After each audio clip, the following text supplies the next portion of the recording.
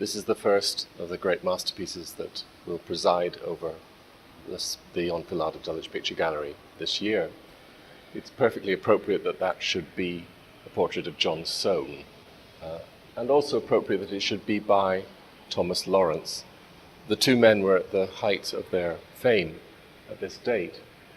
The portrait was commissioned in early 1828 by Soane, and he was at that point the Professor of Architecture at the Royal Academy. Thomas Lawrence, indeed, was the President of the Royal Academy. This painting then was displayed at the Royal Academy Summer Exhibition in 1829. Neither of the two men could have guessed, however, that it was to be such a late work by Lawrence, who died less than 6 months later, at 61. The portrait is perfectly typical of Lawrence at his best. He had a reputation at this time as the most famous portraitist in Europe. He was internationally famous. And it's no surprise that he should be that way. He was an extremely brilliant manipulator of oil paint and had been from an early age. Thomas Lawrence earned his family's living from the age of 10.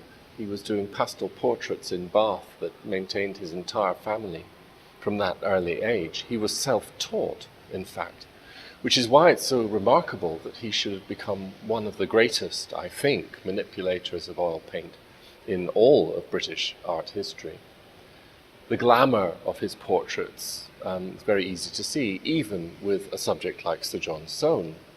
Now, Soane was a brilliant man. He was the greatest Regency architect and the architect of this magnificent building that we're standing in. But nobody would call him glamorous, I think. At this point, he is 74, which we can only assume means that his hair must, in fact, be dyed. I think his brown hair is a little suspicious. And it is no secret, I think, that Lawrence has flattered him very strongly. That is one of the best things that a portraitist can do. That is how you earn your living. Nonetheless, Lawrence was famous for being able to capture a likeness. This portrait hangs normally in Sir John Soane's own museum in Lincoln's Inn Fields. It's positioned there, floating on a huge mirror in the library dining room, where he normally presides. It is, however, exceptionally right and proper that he should preside as the presiding genius over Dulwich Picture Gallery, one of his greatest masterpieces, a building in which he effectively invented what a public art gallery should look like. Here, he looks right.